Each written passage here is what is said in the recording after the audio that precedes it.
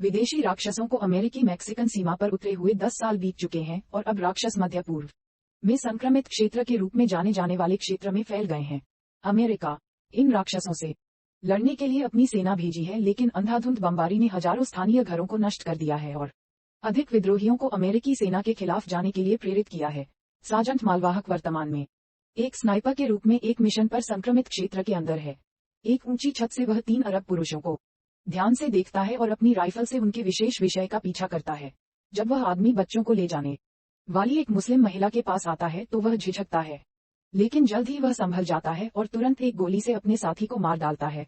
फिर वह तेजी से अपनी कार तक पहुंचने के लिए व्यस्त बाजार से गुजरते हुए किसी का ध्यान नहीं जाने की कोशिश करते हुए भाग निकलता है। जैसे ही वह यूएसए बेस पर लौटने के लिए शहर से बाहर निकलता है, वह उस भूमि की स्थिति देखता है जहां विस्फोट और राक्षस शव रोजमर्रा के परिदृश्य का हिस्सा बन गए हैं। इस बीच डिट्रॉइट में दोस्तों का एक समूह मध्य पूर्व वापस भेजे जाने से पहले अपने प्रियजनों के साथ समय बिता रहा है। अनाथ माइकल अपने सबसे करीबी भाई फ्रैंकी को लेने जाता है और पाता है कि वह अपनी प्रेमिका के साथ व्यस्त है। बाद में वे दोनों और इनके अस्पताल जाते हैं जहां शॉन की पत्नी को बच्चा हो रहा है। वे चारों एक साथ बड़े हुए और जब उन्हें एक ही सैन्य इकाई में रखा गया तो उनकी दोस्ती और मजबूत हो गई। शॉन की पत्नी चाहती है कि वह थोड़ी देर और रुके, लेकिन शॉन को फिर से लड़ने के लिए जाने से पहले ध्यान भटकाने की जरूरत है। इसलिए चारों लोग अपना आखिरी नागरिक दिन एक साथ बास्केटबॉल खेलते हुए, सिगरेट पीते हुए और कुत्तों की लड़ाई देखते हुए बिताते हैं। यह एक अतिरिक्त अवैध कुत्ते की लड़ाई है, क्योंकि कुत्ता एक शिशु राक्षस के खिलाफ जा रहा है और हालांकि पहले तो कुत्ता जीतता हुआ प्रतीत होता है, राक्षस जल्द ही जवाबी कार्रवाई करता है और कुत्ते पर काबू पाता है और उसे मार डालता है। कुत्ते का मालिक इतना पागल है कि वह बदले में राक्षस को गोली मार देता है। लड़के अपना दिन बार में समाप्त करते हैं और उसके बाद मादक द्रव्यों वाली लड़कियों और सामान्य व्यभिचार से भरी एक पार्टी करते हैं। अगले दिन समूह हेलीकॉप्टरों पर मध्य पूर्व की ओर बढ़ता है, जिससे उन्हें ये देखने का मौका मिलता है कि भूमि कितनी तबाह हो गई है। राक्षस विशाल हैं और समूहों में यात्रा करते हैं, जिससे काफी डराने वाला दृश्य बनता है। जैसे ही वे रेगिस्तान की ओर बढ़ते हैं, राक्षस हेलीकॉप्टरों को देख लेते हैं और उन्हें पकड़ने की कोशिश करते हैं, लेकिन सौभाग्य से पायलट तेजी से सोचता है और क्षेत्र पर बमबारी होने से ठीक पहले रास्ते से हट जाता है। इसके बाद हेलीकॉप्टर बेस तक पहुंचते हैं। सैनिक मालवाहक और सार्जेंट फॉरेस्ट से मिलते हैं, जो वर्तमान स्थिति के बारे में बताते हैं। उनका प्राथमिक उद्देश्य राक्षसों को खत्म करना नहीं है, बल्कि शहर में विद्रोही गतिविधि पर रोक लगाना है। एक त्वरित टीम अभ्यास के बाद दस्ता शहर में गश्त करने जाता है। लड़के जब सड़कों पर निकलते हैं तो खुद को ऐसे लोगों से घिरा हुआ पाते हैं जो अमेरिकियों से प्यार नहीं करते, बहुत तनाव महसूस करते हैं। हालांकि जब बच्चे अपनी जिज्ञासा के साथ उनके पास आते हैं और चित्र मांगते हैं और स्थानीय लोगों के साथ जुड़ना आसान बनाते हैं, तो उन्हें आराम मिलने लगता है। इसके बाद टीम उस स्थान पर पहुंचती है जिसे वे विद्रोहियों का गढ़ मानते हैं और वे दिन भर उस स्थान पर नजर रखते हैं और हर कुछ घंटों में वहां से निकलने वाले कंटेनरों और ट्रकों के बारे में सुराग ढूंढते हैं। जब रात होती है तो वे इमारत की तलाशी लेते हैं, लेकिन उन्हें कोई हथियार या विस्फोटक नहीं मिलता है। वे देखते हैं कि 3 विशाल राक्षस आ रहे हैं, लेकिन इससे पहले कि वे प्रतिक्रिया कर पाते, वे एक किसान से टकरा जाते हैं जो अमेरिकी सैन्य अड्डे से नफरत करता है। वे अमेरिकी सेना नहीं चाहते, क्योंकि उन्होंने कहा था कि वे स्थिति को सुधारने के लिए यहाँ हैं, लेकिन वास्तव में वे सब कुछ बदतर बना देते हैं। यह अमेरिकी बमबारी थी जिसमें उसके परिवार और उसके मवेशियों की मौत हो गई और वे उसे वहां से बाहर निकालने की कोशिश करते रहे, लेकिन वह आदमी वहीं रहने के लिए दृढ़ है, क्योंकि यह खेत उसका है और कंटेनरों में केवल उसके उत्पाद हैं। वह विद्रोहियों के बारे में कोई भी जानकारी देने से भी इनकार करता है, क्योंकि वह जानता है कि अगर उसने बात की तो वे उसे मार डालेंगे। राक्षस करीब आता जा रहा है, लेकिन किसान उन पर चिल्लाना बंद नहीं कर रहा है, इसलिए एक पल में डर के मारे माइकल किसान को मारने के लिए उसे मार रहा है। राक्षसों में से एक आखिरकार खेत में पहुंच जाता है।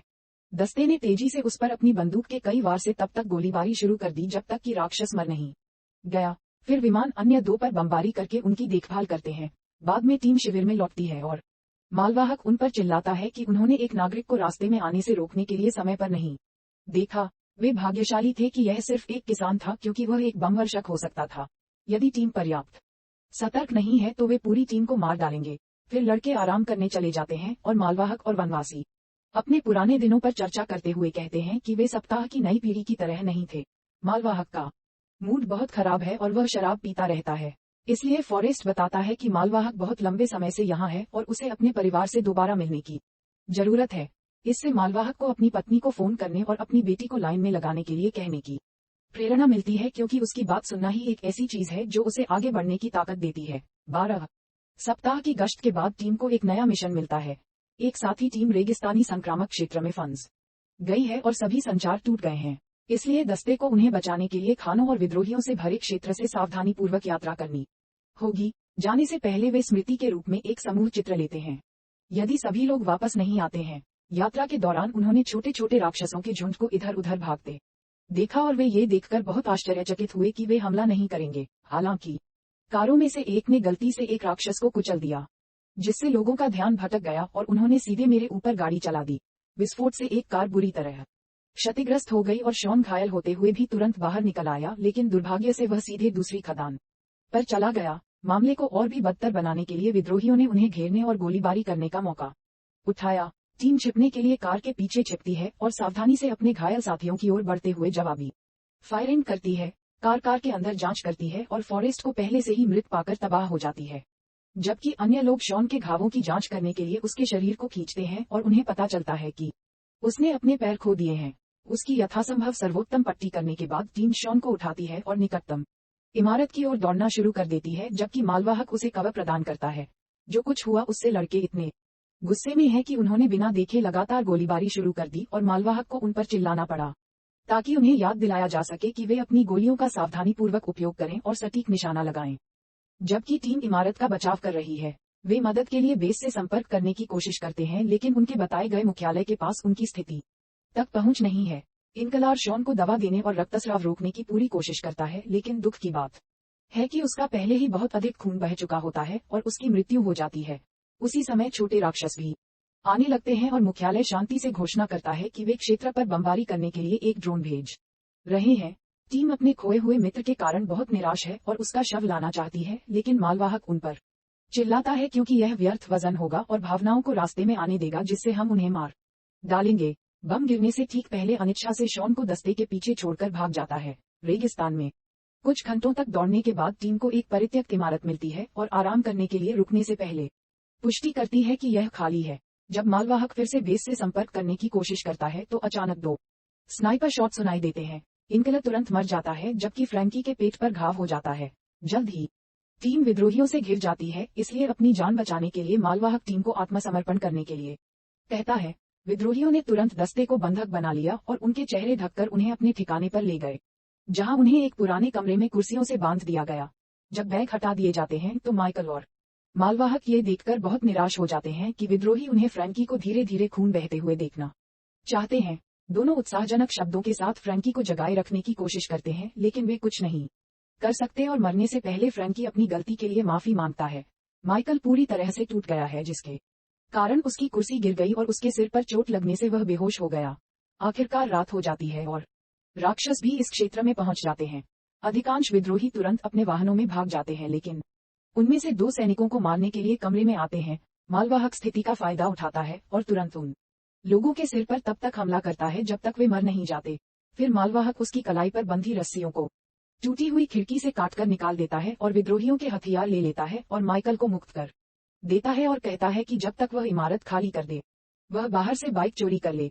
हालांकि माइकल जल्दी से जाने के बजाय पहले फ्रैंकी को उचित अलविदा देने के लिए मुक्त कर देता है। बदला लेने की भूख से वह इमारत के चारों ओर देखता है जब तक कि उसे विद्रोही नेता नहीं मिल जाता और वह उसे लोहे की छड़ से तब तक पीटना शुरू कर देता है जब तक वह मर नहीं जाता। कुछ हथियार चुराने के बाद माइकल बाहर भागता है और देखता है कि एक विशाल राक्षस बिजली लाइनों को नष्ट कर रहा है।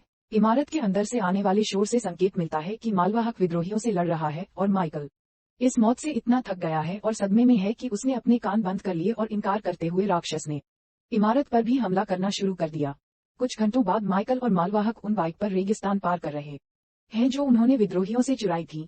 एक बिंदु आता है जहां माइकल आगे नहीं बढ़ पाता है और रेत पर गिरने के लिए रुक जाता है, लेकिन मालवाहक तुरंत उसे बताता है कि वह सदमे में है और उसे याद दिलाता है कि उन्हें मिशन पूरा करने की जरूरत है, अन्यथा सभी मौतें व्यर्थ हो जाएंगी। आखिरकार बाइक का ईंधन खत्म हो जाता है और दोनों को पैदल ही आगे बढ़ना पड़ता है। जब वे एक चट्टानी इलाके में पहुंचते हैं तो उन्हें एक परित्यक्त रेल रोड कार मिलती है और वे उसमें रात बिताने का फैसला करते हैं। वे अपने गृहनगर और अपने परिवारों के बारे में कहानियां साझा करते हैं और मालवाहक कबूल करता है कि वह इतने लंबे समय से सेना में है कि जब वह घर जाता है तो उसकी बेटी उसे पहचान नहीं पाती है। अगले दिन दोनों आगे बढ़ते रहे और एक विशाल मृत राक्षस के सामने आए, जिसके तंबू अभी भी हिल रहे हैं। इसके बगल में एक स्कूल बस है जो उस बम से नष्ट हो गई जिसमें राक्षस मारा गया था और दोनों अंदर मृत बच्चों का एक समूह देखकर तबाह हो गए।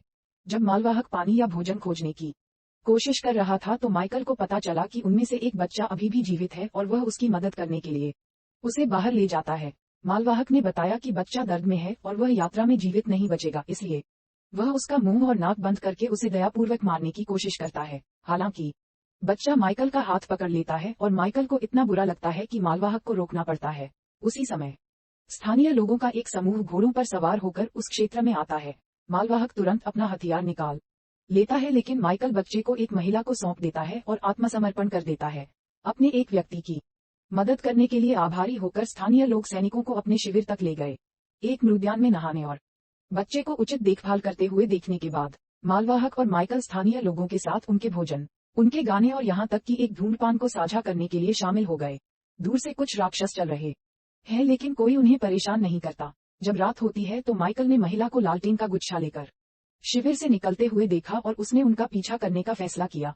ये पता चला है कि लालटेन को बस के चारों ओर उन बच्चों के अंतिम संस्कार के लिए छोड़ दिया गया है जिन्हें बस से ले जाया जा रहा है और उन्हें उचित तरीके से दफनाया जा रहा है।